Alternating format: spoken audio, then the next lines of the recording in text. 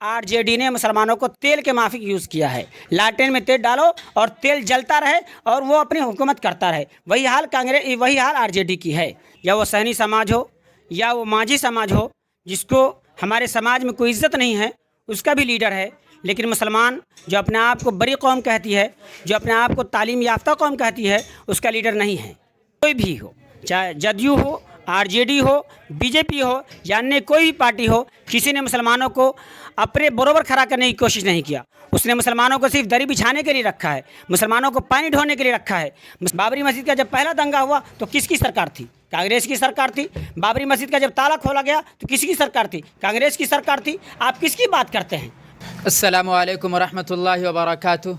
नाज़रीन, आइए 2024 लोकसभा चुनाव के पेश नज़र आज हम डॉक्टर नजमुल हुदा से, जो सामाजिक कारकुन हैं, आइए उनसे जानते हैं और 2024 के लोकसभा चुनाव पर हम उनसे बातचीत करेंगे कि किस मुद्दे को लेकर इस बार के लोग मतदान करेंगे और कौन सा मुद्दा इनके नज़दीक सबसे अहम रहेगा, कौन सी पार्टी जीतेगी, कौन से उम्मीदवार सीतामढ़ी के विकास के लिए बेहतर और सीतामढ़ी की तकदीर के लिए बेहतर होंगे। आइए हम जानने की पूरी कोशिश करेंगे। अस्सलामु अलैकुम वरहमतुल्लाह। वालेकुम अस्सलाम वरहमतुल्लाहि वबरकातुहू। डॉक्टर साहब, आपका तो सबसे बड़ा स्वागत है मेरे लिए कि आपने अपना कीमती वक्त हमारे लिए दिया और हमारे चैनल को दिया। मैं शुक्रिया अदा करता हूं आपका और आपकी चैनल का। सबसे पहले 2024 लोकसभा चुनाव में आप और समाज किस मुद्दे को सामने रखकर वोट डालना चाहेगी और कौन सा मुद्दा सबसे अहम होगा आपके नज़दीक? इस बार 2024 का चुनाव जो है, सबसे अहम मुद्दा होगा एजुकेशन और हमारे सीतामढ़ी ज़िले की तरक्की। जो आदमी हमारे लिए यानी हमारे कौम के लिए, सीतामढ़ी ज़िले के तमाम वासियों के लिए बिल्कुल खड़ा रहे और उसके दुख दर्द में खड़ा हो सके, ऐसा लीडर हम चुनकर लाने की कोशिश करेंगे। आप सामाजिक कारकुन हैं और पेशे से डॉक्टर भी हैं। आप समाज के बीच में रहते हैं तो बहुत सारी समस्याओं को आप जानते होंगे और बहुत सारे मसाइल पर से आपका रूबरू होता है और उससे सामना भी होता है।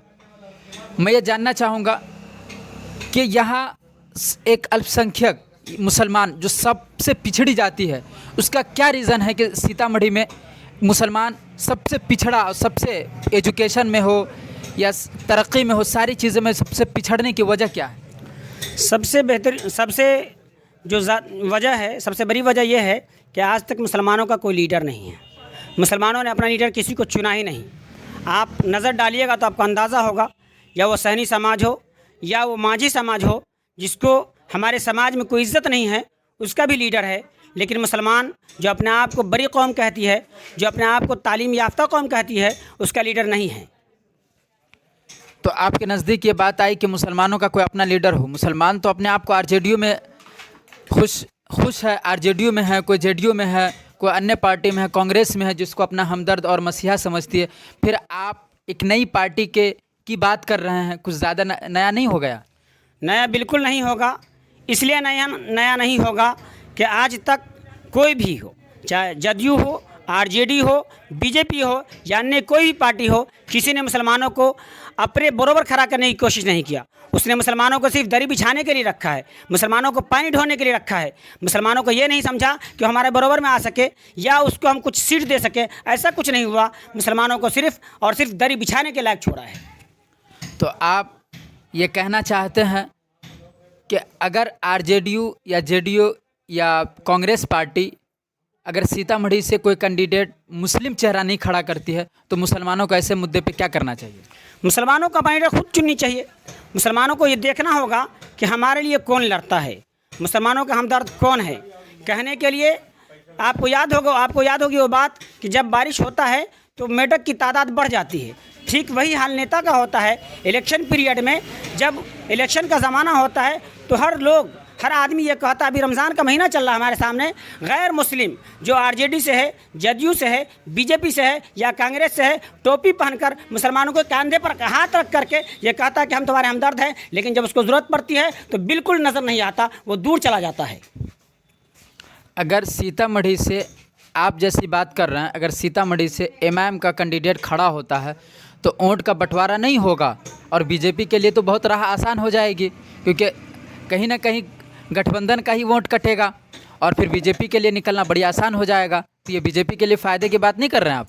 मैं बीजेपी के फ़ायदे की बात नहीं कर रहा हूँ। मैं आपको ये बता दूँ कि कोई भी आदमी अपना फ़ायदा खोजता है।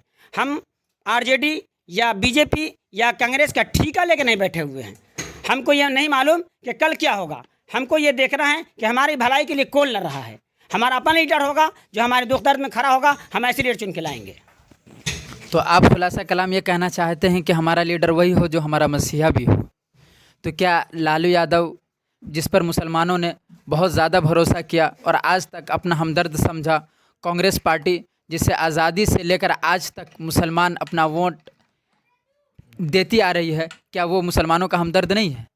कांग्रेस की बात आप कर रहे हैं, बात बहुत लंबी हो जाएगी। बात बहुत है जो कही जा सकती है, लेकिन मैं कहना नहीं चाहता हूँ। कांग्रेस ने मुसलमानों को सिर्फ रुस्वा किया है। आपको याद होगा बाबरी मस्जिद का मामला ले लीजिए। बाबरी मस्जिद का जब पहला दंगा हुआ तो किसकी सरकार थी? कांग्रेस की सरकार थी। बाबरी मस्जिद का जब ताला खोला गया तो किसकी सरकार थी? कांग्रेस की सरकार थी। आप किसकी बात करते हैं? कौन हमारा हमदर्द है? कोई हमारा हमदर्द हमको नजर नहीं आता। तो आपके कहने का बिल्कुल ये लग रहा है कि एमआईएम ने भी अपनी टाल ठोक दी है यहाँ से, और उन्होंने पहले 11 सीट के चुनाव का ऐलान किया था, लेकिन अब 20 सीटों पर ऐलान की बात कर रही है, और सीतामढ़ी से भी उन्होंने अपने उम्मीदवार का ऐलान कर दिया है। तो क्या ऐसे हालात में मुसलमानों को क्या करना चाहिए? मुसलमानों को चाहिए कि एमआईएम का साथ दे और खुल करके उसके साथ रहे। कांग्रेस आरजेडी की बात आप कर रहे थे अभी कुछ देर पहले। मैं आपको बता दूं, आरजेडी ने मुसलमानों को तेल के माफिक यूज़ किया है। लालटेन में तेल डालो और तेल जलता रहे और वो अपनी हुकूमत करता रहे। वही हाल आरजेडी की है। इसलिए मैं मुसलमानों से अपील करता हूं कि आप आरजेडी के चक्कर में, जदयू के चक्कर में, कांग्रेस के चक्कर में ना पड़े। अपना नेता खुद चुने जो आपके दुख दर्द को समझता हो, आपकी बात को लोकसभा में, विधानसभा में उठा सकता हो, आपकी लड़ाई लड़ सकता हो।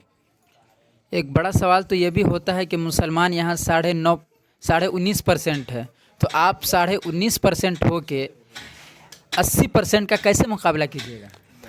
आप एक बात मैं आपको बता दूं कि जब तालाब में पानी गिरता है तो एक बैग पूरा तालाब नहीं भर जाता है। तालाब भरने के लिए बारिश होती है, धीरे धीरे भरता है। हम ये दावा कैसे कर दें और हम ये बात कैसे कह रहे हैं? हमने ये बात कहा आपसे कि एक बैग कोई पार्टी सरकार नहीं बनाती। धीरे धीरे वक्त लगता है, लेकिन वो पार्टी जब मजबूत होती है तो सरकार वो बनाती है। और आपको मैं बता दूं, दलित समाज हमारे साथ है, अति पिछड़ा हमारे साथ है और मुसलमान हमारे साथ है। हम 19% नहीं हैं। हम तमाम लोगों की बात करते हैं। जो लोग दबे कुचले लोग हैं, हम उसकी बात करते हैं। हम सिर्फ मुसलमानों की बात नहीं करते। तो क्या 20 सीट का जिन्होंने एमआईएम ने ऐलान किया है, तो क्या गैर मुस्लिम को भी अपने सीट से उतारेगी? बिल्कुल उतारेंगे हम। एमआईएम बिल्कुल उतारने जा रही है गैर मुस्लिमों को। एक बड़ा सवाल तो ये भी होता है कि एमआईएम, इससे पहले एमआईएम मुसलमानों ने वोट दिया और 5 एमएलए आपके जीत कर भी आए, लेकिन 5 में से 4 तो भाग ही गए। सर, भाग नहीं गए, खरीद लिया गया।